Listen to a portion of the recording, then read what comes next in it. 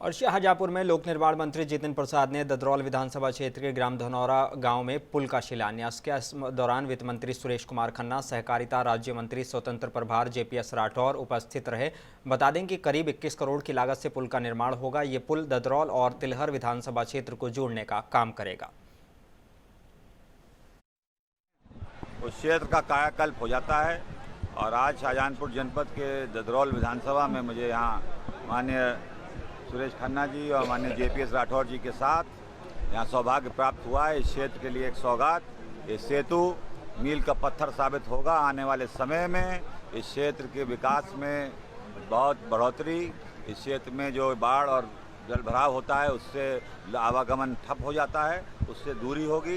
ये सरकार, लोक निर्माण विभाग, माननीय मुख्यमंत्री जी पूरी तरीके से प्रतिबद्ध हैं।